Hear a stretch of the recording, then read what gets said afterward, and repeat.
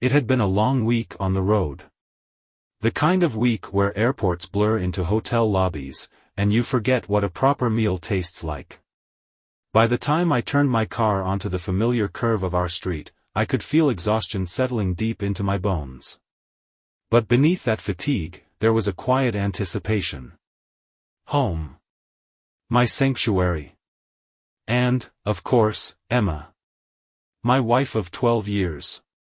The house looked the same as it always did, 2 stories of suburban comfort, framed by the maple tree Emma loved to decorate with twinkling lights during the holidays.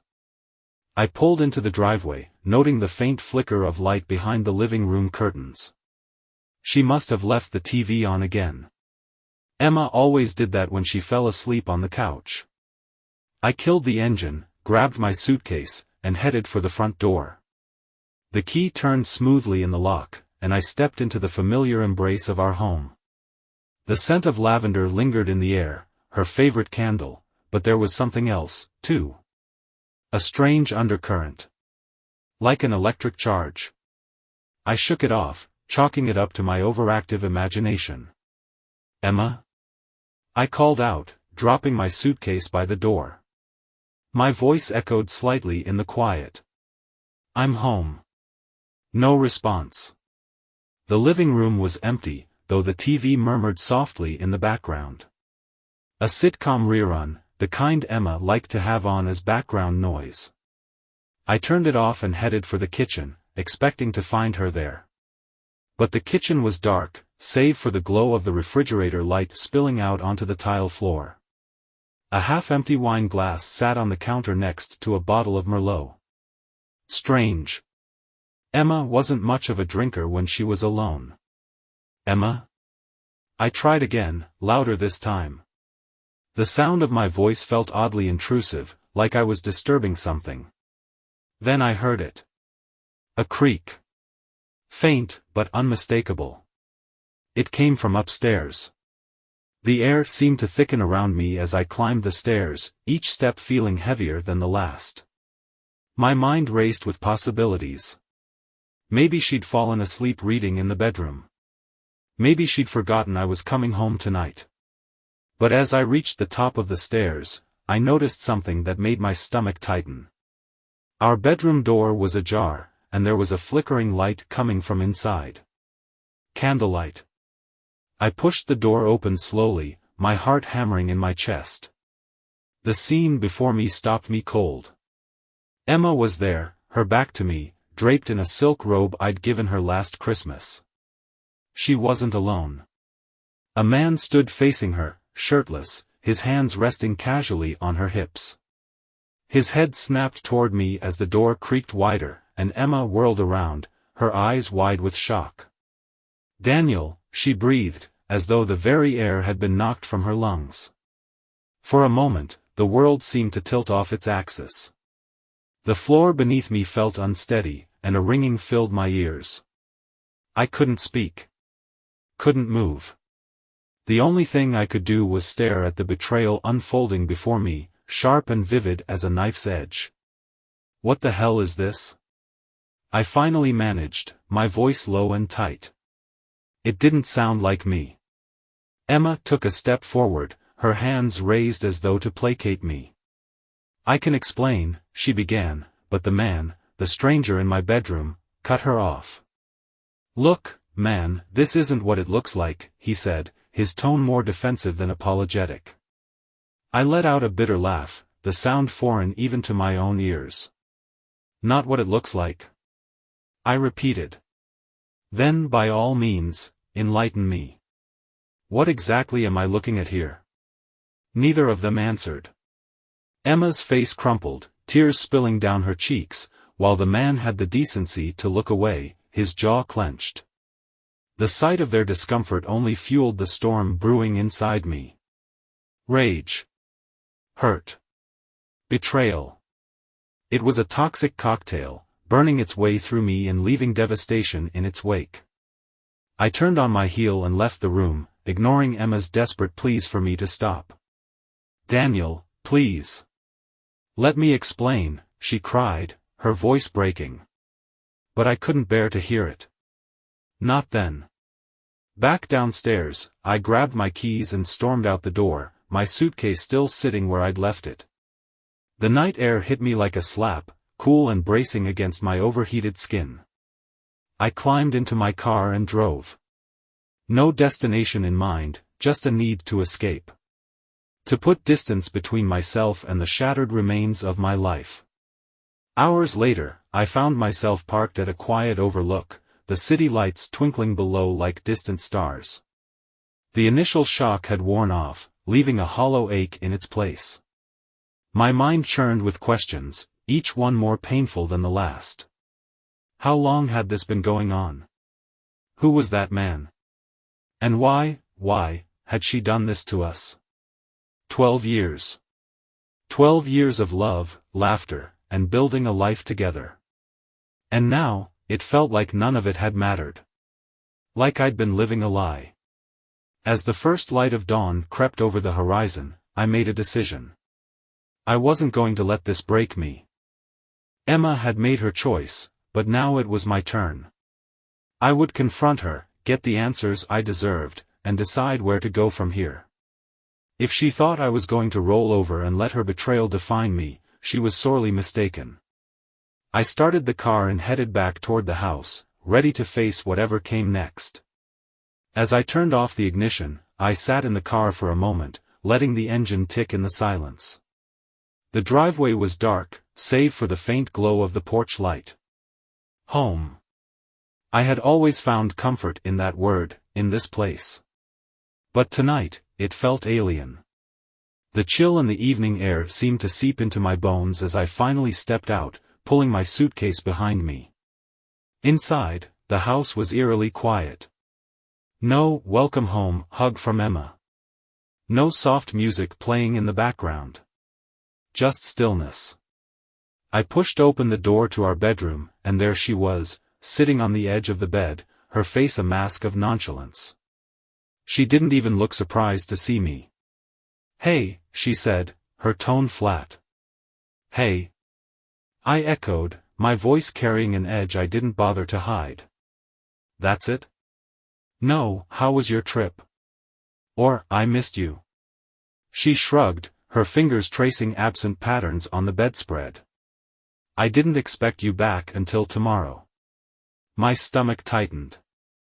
Clearly. Her head snapped up, her eyes meeting mine. There was something different in them, a flicker of defiance, a spark of irritation I couldn't place. It was a far cry from the warmth I had grown accustomed to. I had been gone for 2 weeks, working tirelessly to finalize a deal that would mean stability for us for years. Yet here she sat, detached, as if my absence had been inconsequential. "Emma," I started, taking a deep breath. "Is there something you want to tell me?" She frowned. "Like what? Like why your phone's been off every night? Why it took me 5 tries to reach you last Thursday? Or why there's a wine glass in the sink when you hate drinking alone?" Her face froze for a fraction of a second, but that was all I needed. A sliver of guilt flashed across her features before she replaced it with a practiced calm. "You're being paranoid, Daniel," she said, standing up. "I had a few friends over while you were gone. Nothing sinister." "Friends? Plural?" I countered, crossing my arms. "Because I only saw one car on the security footage." The words landed like a bomb. Her eyes widened, then narrowed as she tried to compose herself. "You checked the cameras?" "I didn't have to," I replied, my voice steady. "Alex called me." Her breath hitched. Alex was our neighbor, a retired military man with an eagle eye for details. He'd called the day after I left, mentioning a car parked overnight in our driveway. "Thought you should know," he had said, his voice gruff with concern. At the time, I dismissed it. I trusted Emma. Or at least, I thought I did. "Daniel, this is ridiculous," she said, her voice rising. "You're making something out of nothing." "Then say it," I demanded, stepping closer. "Say you didn't have anyone here. Say it to my face." For a moment, the room felt like it was closing in. She opened her mouth, but the words wouldn't come. Instead, she turned away, her shoulders trembling ever so slightly. "You can't, can you?" I whispered. The silence was deafening. I felt the ground beneath me shift, the foundation of everything I believed in cracking. My mind raced through a million questions, each one sharper than the last. Who was he? How long had this been going on? And why now, why when I had sacrificed so much for us? Who is he? I finally asked, my voice barely audible. Emma whirled around, her eyes blazing. "You're not perfect, Daniel. Don't act like you are." Her deflection hit harder than any confession. I felt my anger surge, hot and raw. "This isn't about me. This is about you bringing someone else into our home. Into our bed." My voice cracked on the last word, the betrayal cutting deeper than I thought possible. She looked away, tears brimming in her eyes. But I wasn't ready to feel sympathy, not yet. "I didn't mean for this to happen," she said, her voice trembling. It just did." "That's not good enough," I shot back. "What do you mean, it just did? Was it a mistake? A one-time thing?" Her silence was my answer. I turned away, running a hand through my hair as a bitter laugh escaped my lips. "Unbelievable," I muttered. "I'm out there breaking my back to give us a life, and this is what I come home to?" "It wasn't about you," she said quietly. "Then who was it about?" I demanded, spinning around. "Was it about him? Did he make you feel more alive? More appreciated?" "What, Emma?" She flinched but held her ground. "It was about me," she admitted, her voice barely above a whisper. I felt lost. Lonely. And he was there. The weight of her words pressed down on me like a ton of bricks. The anger gave way to a gnawing ache, a hollow feeling that spread through my chest. I had been so focused on work, so consumed by the idea of providing for us, that I hadn't noticed her slipping away. But that didn't justify what she had done. "Who is he?" I asked again, my voice firm. "It doesn't matter," she said, shaking her head. "It matters to me." She hesitated, then finally whispered a name. I didn't recognize it, but it didn't matter. He wasn't a stranger anymore. He was the man who had crossed a line, the man who had taken something that didn't belong to him. I took a deep breath, trying to steady myself. "Emma, you need to leave." Her eyes widened. "What?" "You heard me. Pack a bag and go." "I can't do this right now." "Daniel, please." I said go. I shouted, the sound of my voice shocking even me. Her face crumpled, and she hurried out of the room, leaving me alone with the fragments of what used to be my life. As the front door closed behind her, I sank onto the bed, the emptiness swallowing me whole. But beneath the pain, a seed of resolve began to take root.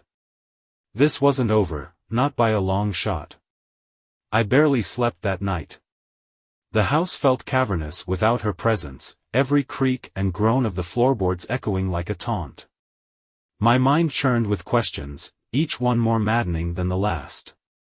I replayed the past few months in my head, scrutinizing every moment, every word, every glance for signs I had missed.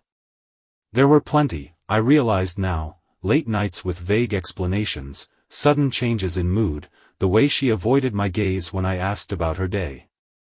By morning, the anger had simmered into something colder, sharper. It wasn't enough to stew in my betrayal. I needed answers. And I needed a plan.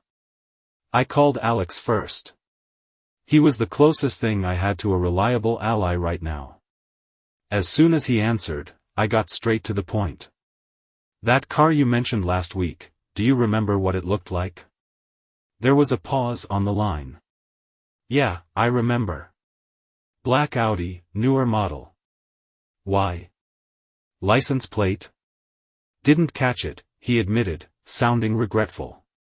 But I can check the footage from my security camera if you want. It covers part of your driveway. I let out a breath I didn't realize I'd been holding. Alex, you're a lifesaver.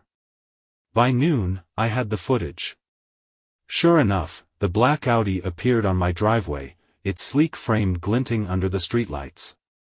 A man stepped out, a tall, broad-shouldered figure in a tailored suit.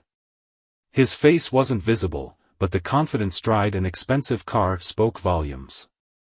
I had a friend at the DMV, someone who owed me a favor. It didn't take long to run the plates and get a name, Michael Harris. The name meant nothing to me, but that only added to the intrigue. I had half hoped it would be someone I could dismiss as inconsequential, a fling born of convenience. But Michael Harris? He sounded like someone who mattered. I dug deeper. LinkedIn. Facebook. Instagram. Within an hour, I had pieced together his life like a puzzle. CEO of a tech startup. Divorced, no kids. Mid-40s. His online presence screamed affluence, luxury vacations, fine dining, and a constant stream of posts about chasing excellence and living your best life. The kind of man who probably thought he was untouchable. I couldn't wait to prove him wrong. That evening, I drove to Emma's sister's house. It was the first place I thought she might go. When she opened the door, she looked like she hadn't slept either. Her eyes were red, her hair disheveled, and she was still wearing the same clothes from the night before. "Daniel," she said, her voice cracking. "Please, just." "I'm not here to fight," I interrupted. "I need to know one thing. Did you love him?" Her lip trembled, and for a moment, I thought she might lie. But then she shook her head.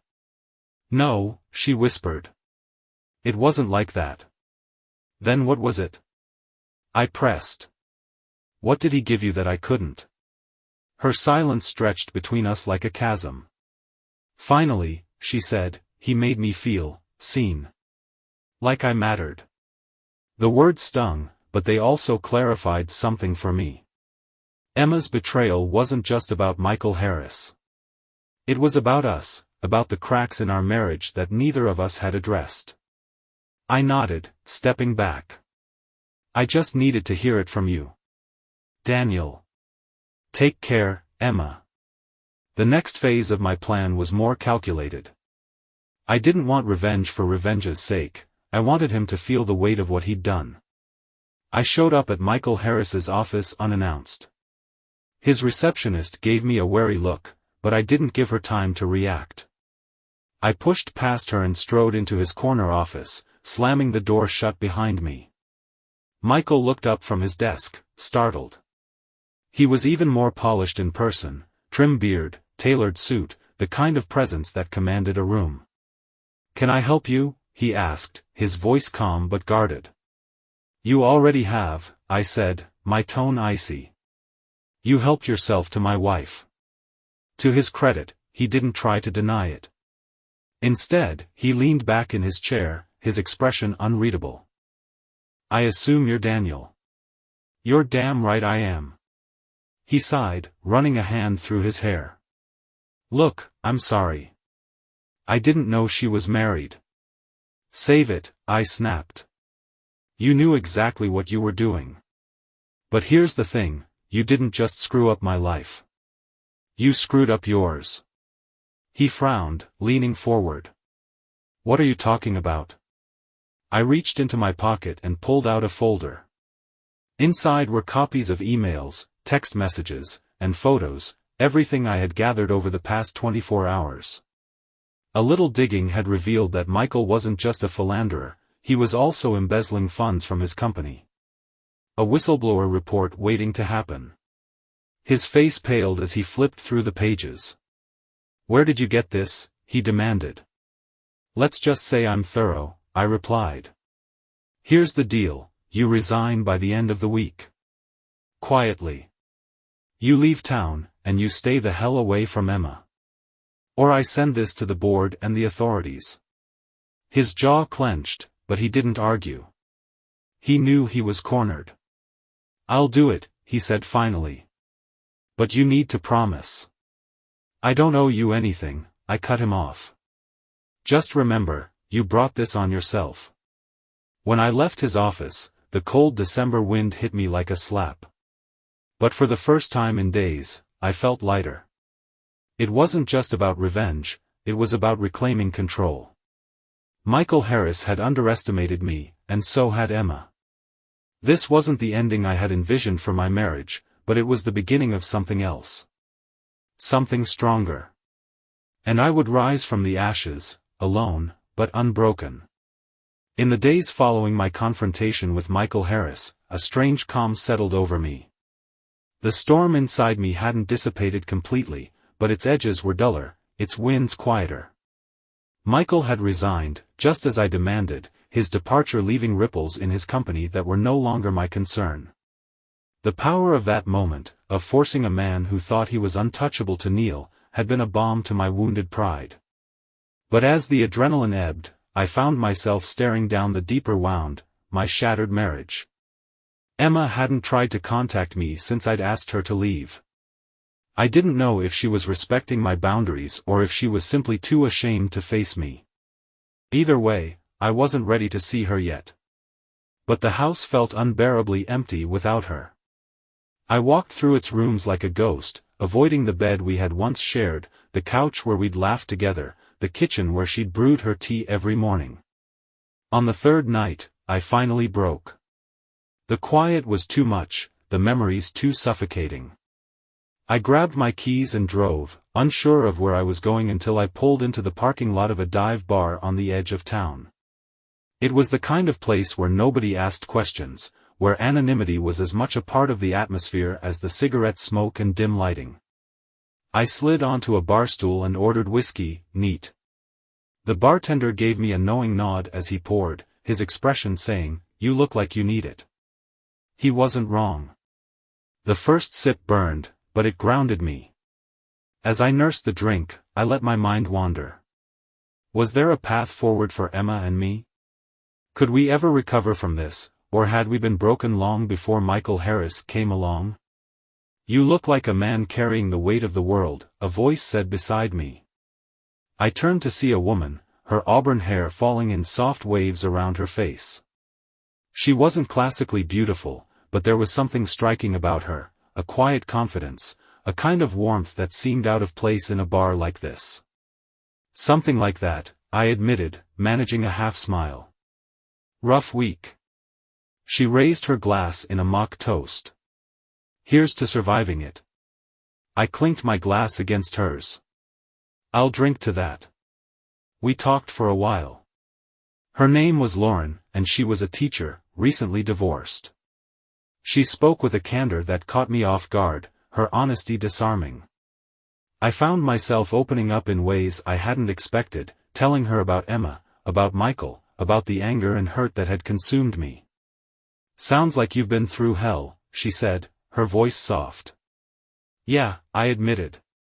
"But I'm starting to think I might be better off without her." Lauren tilted her head, studying me. "Maybe. But that doesn't mean it won't hurt like hell for a while." Her words were a balm, a reminder that it was okay to grieve what I'd lost, even if I didn't want it back. When I got home that night, the house felt a little less suffocating. Meeting Lauren hadn't been some magical cure, but it had reminded me that there was a world beyond my pain, a world I hadn't allowed myself to see. I spent the next few days focusing on myself. I cleared out the clutter in the house, packed up Emma's things into boxes, and set them aside for her to pick up. I started running again, something I hadn't done in years, letting the rhythm of my feet hitting the pavement soothe my restless mind. And I threw myself into work, not as an escape, but as a way to rebuild, to find purpose beyond the wreckage of my personal life. Emma called a week later. I stared at her name on my phone for a long moment before answering. "Hi," she said softly. "Hi." There was a pause, heavy with unspoken words. Finally, she asked, "Can we talk?" I hesitated. Part of me wanted to slam the door on her, to tell her I was done. But another part of me, the part that still remembered the good times, the part that had loved her fiercely, wanted answers. "All right," I said. "But not at the house. Meet me at the park." The park was quiet when I arrived, the late afternoon sun casting long shadows across the grass. Emma was already there, sitting on a bench, her hands folded in her lap. She looked up as I approached, her eyes filled with a mix of hope and fear. "Thanks for meeting me," she said. I nodded, sitting down beside her but keeping some distance between us. "I've had a lot of time to think," she began, her voice trembling. "And I know there's nothing I can say to undo what I've done. But I need you to know, it wasn't about hurting you. I never wanted that." "Then why did you?" I asked, my voice steadier than I expected. She looked down at her hands, twisting her wedding ring nervously. "I felt invisible, Daniel. You were always working, always focused on providing for us, and I felt like I didn't matter. Michael gave me attention, made me feel wanted. But it was a mistake. A terrible mistake. And I regret it every day." I took a deep breath, letting her words sink in. "I understand why you felt that way," I said finally. "But you should have talked to me. We could have worked on it together. Instead, you made a choice that destroyed everything." Tears streamed down her face, but she didn't try to defend herself. "I know," she whispered. "And I'll regret it for the rest of my life." We sat in silence for a long time, the weight of her confession hanging between us. Finally, I said, "I don't know if I can forgive you, Emma. Not now. Maybe not ever. But I do know that I need to move on." She nodded, her face crumpling with emotion. "I understand." As I walked away, I felt a strange mix of emotions, sadness, relief, and a glimmer of hope. The road ahead wouldn't be easy, but it was mine to walk. And for the first time in a long time, I felt ready to take the first step. The days after my meeting with Emma felt surreal, like I was living in a dream where everything familiar had been rearranged. I wasn't sure if it was closure or just the beginning of something else entirely, but I knew one thing for certain: the life I had known was gone. What lay ahead was a blank slate, and I was the one holding the pen. The next Saturday, I found myself standing in front of a storage unit.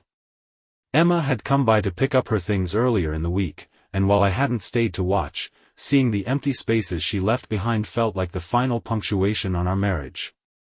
I had packed away my wedding photos, mementos, and anything that tied me to our life together. Not because I wanted to forget, but because I needed distance. I needed to reclaim the space in my life that had been defined by us and turn it into something that was just me.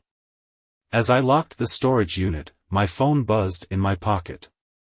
It was a text from Lauren. "Coffee today? Or another whiskey? Your call." A smile tugged at the corner of my mouth. Lauren and I had been texting since that night at the bar, our conversations equal parts light-hearted banter and moments of surprising depth. She never pushed, never pried, but she had a way of reminding me that the world was bigger than my pain. "Coffee," I replied. "Meet me at Juno's in 30? Juno's was one of those cozy cafes where the scent of roasted beans hung in the air like a warm embrace. Lauren was already there when I arrived, sitting by the window with her hands wrapped around a steaming mug. When she saw me, she smiled, a genuine, radiant smile that made something inside me loosen, just a little. "Hey, stranger," she said as I slid into the seat across from her. "How's the week treating you?" "Surprisingly manageable," I said, chuckling. "I think the worst is behind me." "That's good to hear," she said. "You deserve some peace." Her words were simple, but they carried a weight I hadn't realized I needed. We talked for over an hour, about everything and nothing. She told me about her students, the chaos of grading papers, and her plans to adopt a rescue dog. I found myself laughing more than I had in weeks, the kind of laughter that felt like sunlight breaking through a storm. As I walked her to her car afterward, she paused, turning to face me. "You're different than when I first met you," she said, her eyes searching mine. "Different how?" I asked, curious. "Stronger," she said simply. "Like you're starting to figure out who you are again." Her words lingered in my mind long after she drove away. She was right. The past few weeks had forced me to confront parts of myself I hadn't wanted to see, the workaholic who had neglected his marriage, the man who had let resentment fester without addressing the cracks in the foundation. But they had also reminded me of my resilience, my ability to rebuild. I wasn't the man I had been before Emma's betrayal, and maybe that was a good thing. Maybe this version of me, battle-scarred but unbroken, was better. That evening, I returned to the house. It was still too quiet, but it no longer felt like a mausoleum of my past. I made myself a simple dinner, poured a glass of wine, and sat on the back porch, watching the stars appear one by one. I thought about Emma. I thought about Michael Harris. But most of all, I thought about myself, about the man I was becoming and the life I wanted to create.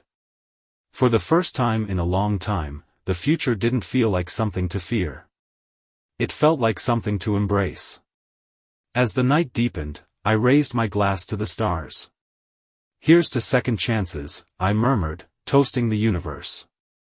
Not with Emma, not even with Lauren, but with myself.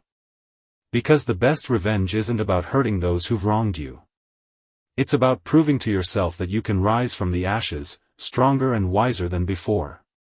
And I was ready to rise.